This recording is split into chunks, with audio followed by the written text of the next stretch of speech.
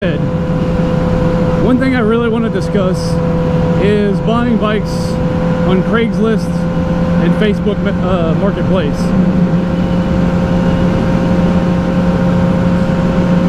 Basically, how to avoid scams and BS stuff and things you can expect if you're either trying to buy or sell.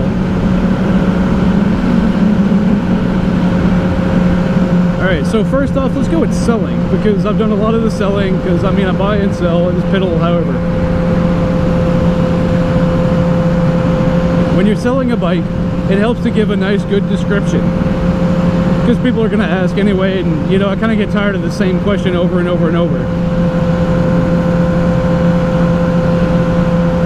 And just have it known, especially on Facebook Marketplace, people do not read your description. All they do is see the ad for the first picture, the price, and that's about it. And then they hit, is it available?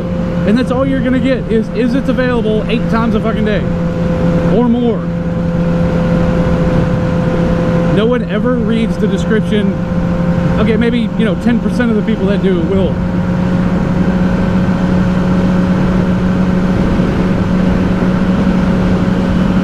And those 10% are the people you're going to want to sell to.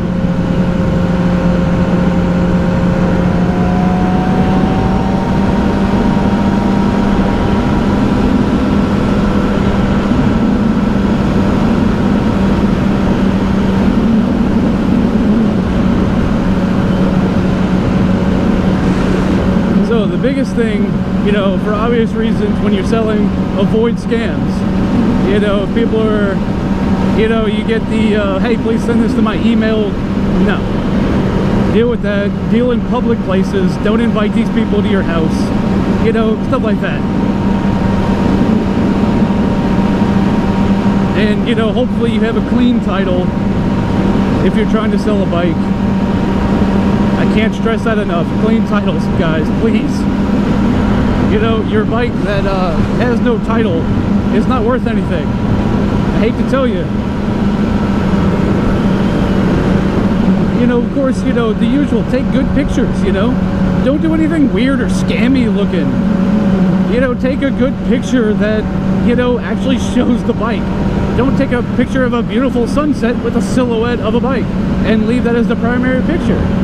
Take a good picture and make it as the first picture. And take some other ones.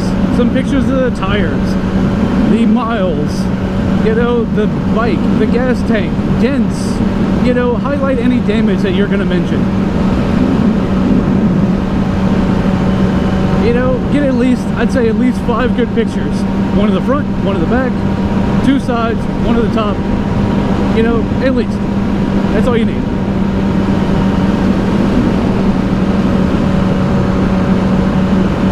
You know, I mean, you know, tell them the actual mileage. No reason to lie to anybody. The miles are what they are. Can't lie about it. They're gonna see it. You know, and your mods, I hate to say it, your mods are not worth anything. Any money you've invested in the bike is gone. So if you know, you're like, hey, I paid $20 for these levers, like these right here, you're not gonna get $20 more for the bike. You're gonna get the same price. You know, people are going to try to talk you down. They're going to ask you, what's your best offer?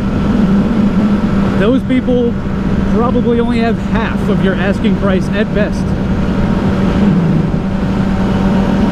That's it. I mean, they have half. So if you're asking $5,000, they only got $2,500 in your pocket. And they're going to ask, what's your best offer? You're going to say $4,000. They still don't have that. You're never going to hear back from them. You know, don't finance to nobody. Don't do it. You know, just don't do it. Don't finance. Unless you're like me and work at a shop and you can do a legitimate finance deal. In that case, nobody has good credit. Ever. Ever, ever, ever. Everybody got bad credit. I met one guy with good credit. One guy. And he brought his own financing. He went to a bank. I didn't even have to worry about it.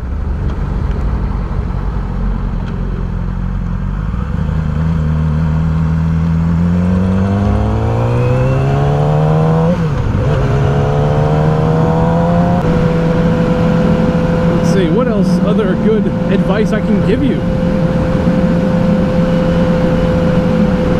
I don't know. That's about it. I mean, like I said, I mean, obviously you're gonna, you know, you're gonna want to make some profit on your bike sale, but you also gotta be reasonable. You know, I mean, sometimes just because a bike is worth the money doesn't mean anybody has the money to pay that. You know, I agree. This thing says it's worth so much. I'd love to make that, but I'm willing to take a little bit, you know, and make a little bit of profit, whatever the case may be. You know, but you can't have a bike and expect it to be worth twice of what it is. It's worth what it's worth. And street value is one thing, you know? It's only worth what somebody's going to pay for it.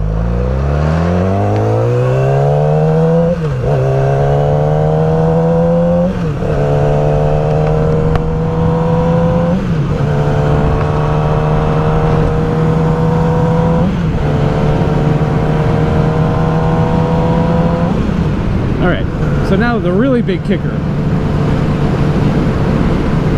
This is the one everybody needs to pay attention to. How to buy things on Craigslist and Facebook Marketplace. Alright, first off, read the description. Look at the pictures. If they look sketchy, or if a deal's too good to be true, it's too good to be true. Believe me, I'd love a 2016 R1 with 2,000 miles on it and all these mods for $1,000. That'd be great. That doesn't exist. It just doesn't. You're not going to find that. And if it's on there, it's a scam. Or it's just not real. It's just not at all. So don't get all excited when you see a deal that's super awesome. It's not super awesome. It just looks that way.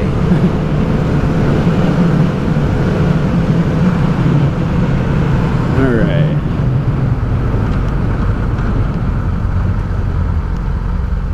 Alright. Primary thing you ever want to know about these. Clean titles. That'd be that's the first question I have with anybody that doesn't say it in their description. I want confirmation of a clean title. And don't feel bad. Do like I do. Ask for a picture of the title, front and back.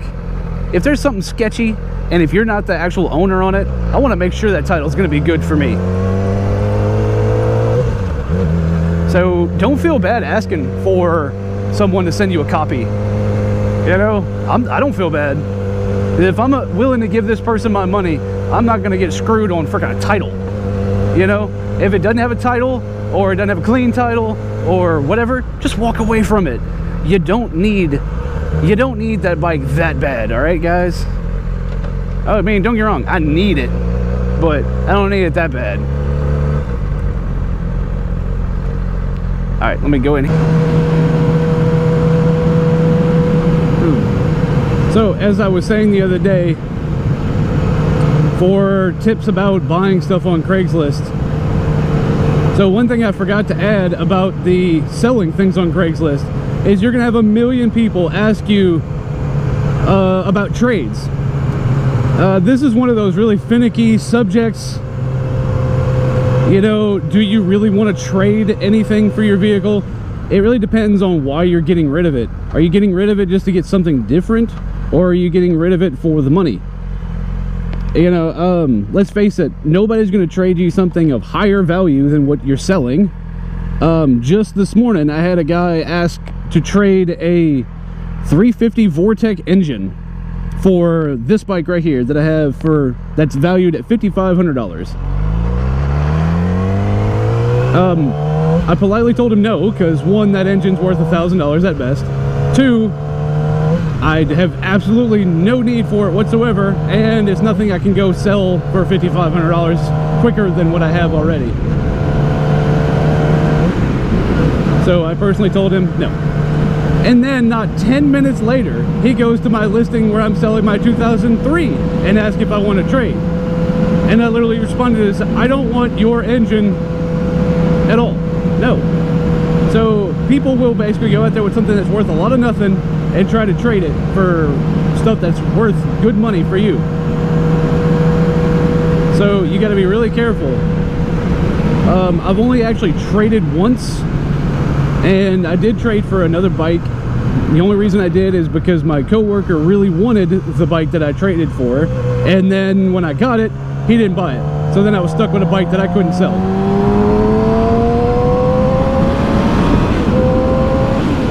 And I lost money on that deal. So I'm not really in for the trades. I mean, if you want to, if it's something you're looking for, then, you know, go ahead. If you're trying to trade your R6 for, you know, a car, you might get lucky. Somebody might have a car you want.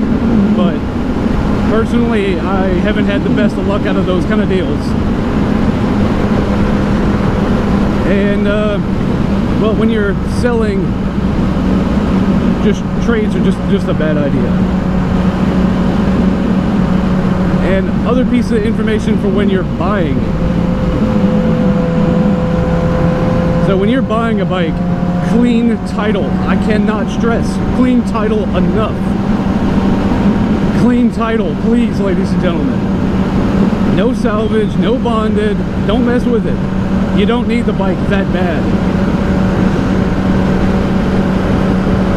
You know, if you're a mechanic like me and you can fix cosmetic or mechanical damage, then, you know, feel free to shop around. But do realize that a bike that's worth $3,000 with something wrong with it is not worth $2,900. Okay, you have to be really careful on your pricing. If people don't want to budge, you don't need the bike that bad. You're going to end up spending more money than it's worth. And you don't want to be upside down in a used bike that only you are interested in.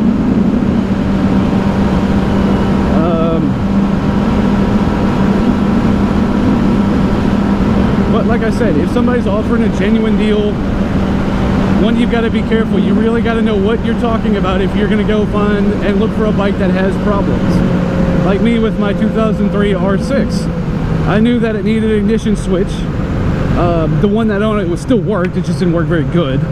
You know, I knew I needed a triple tree. I knew I needed a chain. You know, I needed a clutch. You know, stuff like that was stuff I knew. And I was sitting there doing the pricing for it right in front of the guy. I wanted to know exactly what I have to be invested in that bike.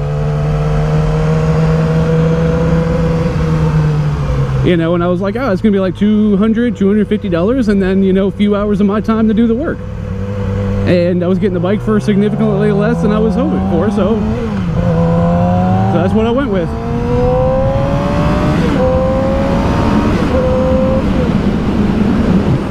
God, I love how this bike rides.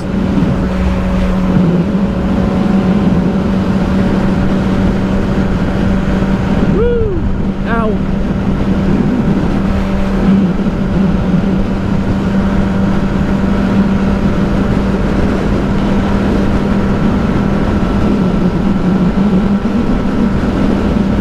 Let's see, what other fantastic advice can I give you for buying on Craigslist or Facebook Marketplace? I mean, other than the obvious, you know, like, don't meet at your house. That's just not good. You know, only take cash. That's another one for the scams. You know, don't take PayPal, don't take checks. Take straight cash. If they can't give you cash, you don't need the deal. Alright, so here's the other really big thing. Financing, okay? I work for a shop to where, actually I work for that shop right there. So, see, right there, Robinson Outdoor Power, that's me, right there, yay! So, we can sell bikes to people with actual credit loans to a legitimate company. So, we don't have to worry about financing other than if these people have credit, which no one does. Everybody's got bad credit that's looking for used bikes, it seems. Sorry if I offended you.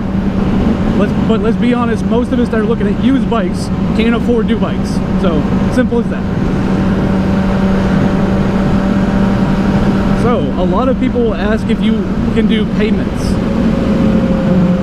This is the only thing I can offer you in advice. Get a huge down payment that covers just about everything you've got in the bike, if you're willing to do this in the first place. Then, next to that, get a good monthly payment and a decent little contract saying that you will repossess the bike, you know, so many days late into this. You don't want to stretch this out, like 3-4 months total All right, guys, you don't want a note going on for 2 years on a project bike. That's just eating up all your extra money, and you don't want to do that. So this is what you really want to do. You want to get a copy of their driver's license that is valid. Valid driver's license. Copy of insurance on the bike that you're selling them. Make sure they put insurance on it. Get 2 or 3 references, not family.